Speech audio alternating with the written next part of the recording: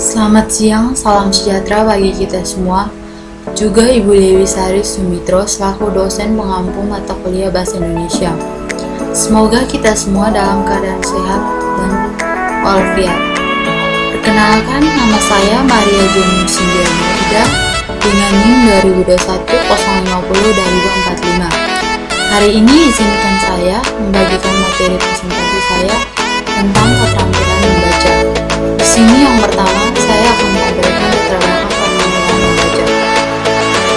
Pada era modern saat ini, membaca sangatlah sulit dilakukan oleh sebagian besar masyarakat.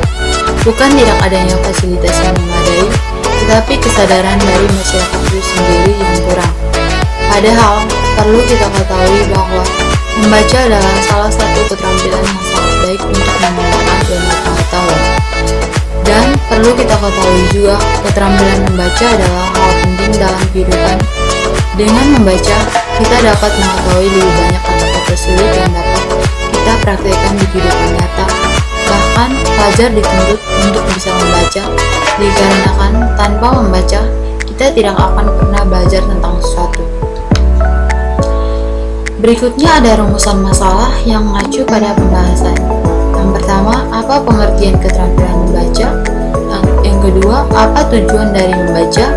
Yang ketiga, apa saja jenis-jenis membaca? Yang keempat, apa saja teknik dalam membaca? Yang kelima, apa masalah umum dalam membaca? Yang keenam, apa saja tipe-tipe pembaca yang tidak efisien dalam membaca? Yang ketujuh, apa saja faktor-faktor yang mempengaruhi kemampuan membaca? Yang pertama, keterampilan membaca. Keterampilan membaca adalah aktivitas yang kompleks yang melibatkan berbagai faktor yang datangnya dari dalam diri pembaca dan dari luar diri pembaca. Membaca adalah proses produksi yang menghasilkan pengetahuan, pengalaman, dan sikap-sikap baru seperti hukum yang berlaku dalam dunia usaha. Semakin besar modal seseorang untuk berusaha, semakin besar pula kemungkinan hasilnya. Yang kedua, tujuan membaca. Hal-hal yang berkaitan antara tujuan membaca dengan proses membaca yaitu yang pertama, memahami adanya berbagai macam dan variasi tujuan membaca. Yang kedua, perlunya membangkitkan atau mendorong timbulnya berbagai tujuan membaca. Yang ketiga, perlunya latihan membaca bagi seseorang dengan tujuan membaca bervariasi. Yang keempat, perlunya membina dan mengembangkan berbagai strategi membaca selaras dengan ragam tujuan. Yang terakhir, perlunya membangun perangkat tujuan membaca yang terbimbing untuk meningkatkan kemampuan membaca. Yang ketiga, jenis-jenis situasi membaca. Ketika kita membaca, kita cenderung untuk menggunakan 4 cara di dalam memahami teks itu. Yang pertama ada skimming, membaca teks secara cepat dan sekilas agar bisa mendapatkan ide utama dari teks itu. Yang kedua scanning, membaca teks secara cepat dan sekilas untuk menemukan informasi tertentu dalam teks itu. Yang ketiga, membaca ekstensif, membaca teks-teks panjang untuk tujuan rekreasi atau bersenang-senang dan untuk menambah pengetahuan umum atau meningkatkan kelancaran dalam berbahasa. Yang keempat, membaca intensif, membaca teks-teks pendek untuk mencari informasi dan mengembangkan akurasi di dalam memahami teks secara terinci. Dan yang terakhir, membaca nyaring. Membaca nyaring atau membaca bersuara adalah suatu kegiatan membaca yang merupakan alat bagi pembaca bersama orang lain untuk menangkap isi yang berupa informasi bagi pengarang. Yang keempat, pengetahuan tentang teknis membaca. Secara garis besar, pengetahuan tentang teknik membaca itu meliputi yang pertama, pengetahuan tentang aspek-aspek keterampilan membaca.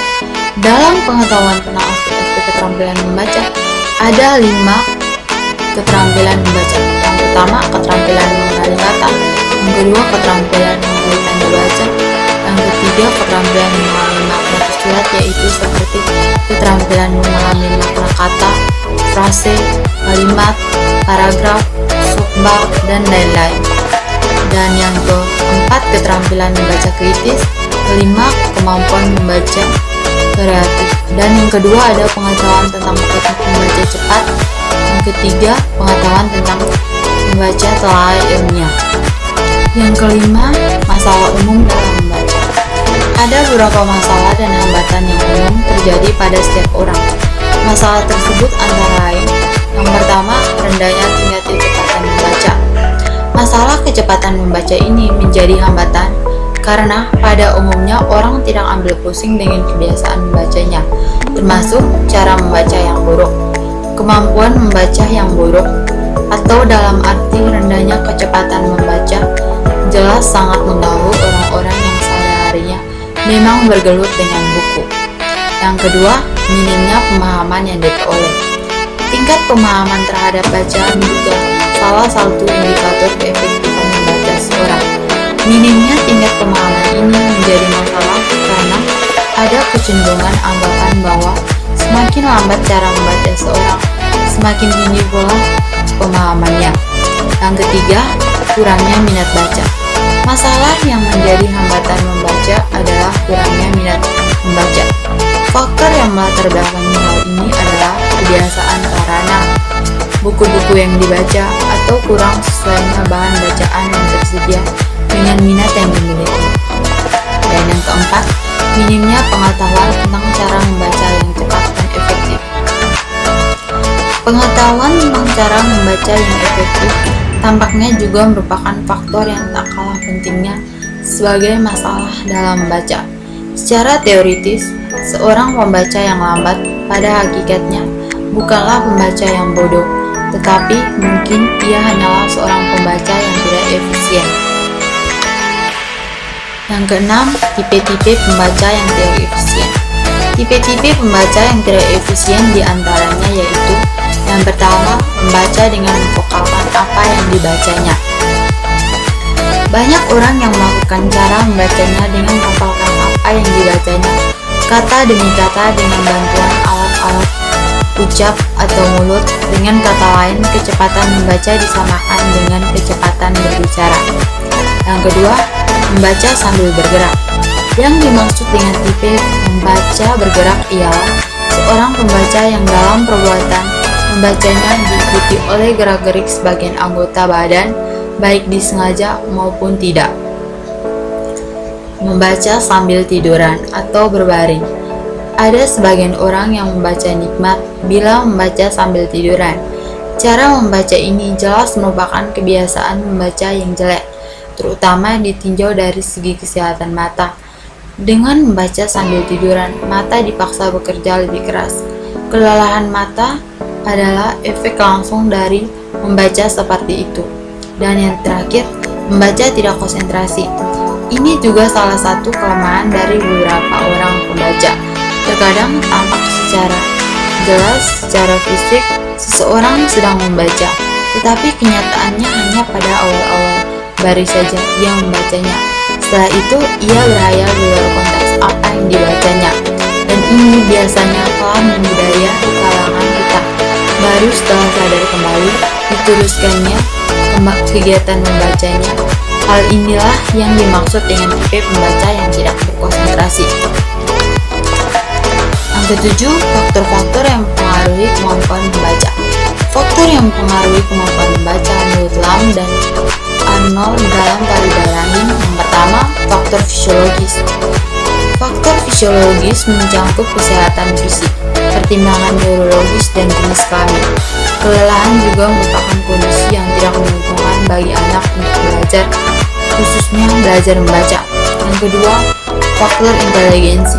Inteligensi didefinisikan oleh Haynes sebagai suatu kegiatan berpikir yang terdiri dari pemahaman yang esensial tentang situasi yang diberikan dan meresponnya secara tepat. Yang ketiga, faktor lingkungan. Faktor lingkungan juga mempengaruhi kemajuan kemampuan membaca siswa.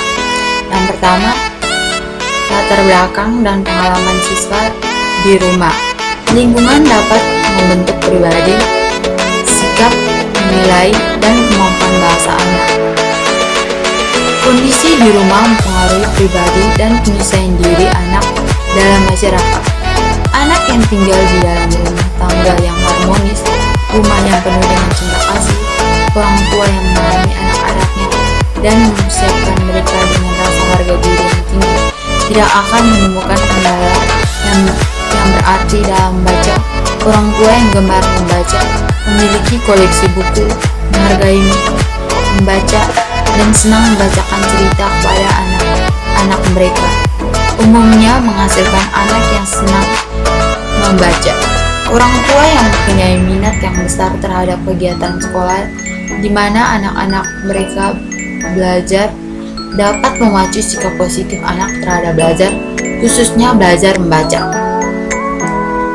Yang kedua ada sosial ekonomi keluarga siswa. Faktor sosial ekonomi, orang tua, dan lingkungan tetangga merupakan faktor yang membentuk lingkungan rumah siswa. Semakin tinggi status sosial ekonomi siswa, semakin tinggi kemampuan verbal siswa. Dan yang terakhir ada faktor psikologis. Faktor lain yang juga mempengaruhi kemampuan membaca anak adalah faktor psikologis. Faktor psikologis tersebut antara lain sebagai berikut. Yang pertama, motivasi. Motivasi adalah suatu yang mendorong seseorang atau melakukan suatu kegiatan. Yang kedua, minat. Minat adalah keinginan yang kuat disertai usaha-usaha seorang untuk membaca. Yang ketiga, kematangan sosial, emosi, dan penyesuaian diri. Seseorang siswa harus mempunyai pengontrolan emosional pada tingkat tertentu karena anak yang mudah memusatkan perhatian pada teks yang dibacanya. Dan yang terakhir, ada simpulan dan saran. Simpulan dari makalah yang saya buat, keterampilan membaca adalah proses produksi yang menghasilkan pengetahuan, pengalaman, dan sikap-sikap baru. Membaca juga dapat diartikan bahwa membaca itu merupakan aktivitas yang kompleks yang melibatkan berbagai faktor yang datangnya dari dalam diri pembaca dan dari luar diri pembaca. Dan yang perlu diingat bahwa latar belakang pengetahuan dan pengalaman itu bukanlah sesuatu yang bisa diperoleh begitu saja dalam waktu yang singkat. Pengetahuan dan pengalaman adalah hasil suatu proses yang bersifat berkelanjutan sesuai dengan kecenderungan ilmu dan kebutuhan membaca. Saran, demi kelancaran dan kesempurnaan pembuatan makalah ini, saya mohon kepada para pembaca untuk memberikan saran dan kritikannya yang membangun, karena saya sadar bahwa dalam pembuatan makalah ini masih banyak kesalahan dan kehilafannya. Sekian presentasi dari saya, selamat siang dan terima kasih.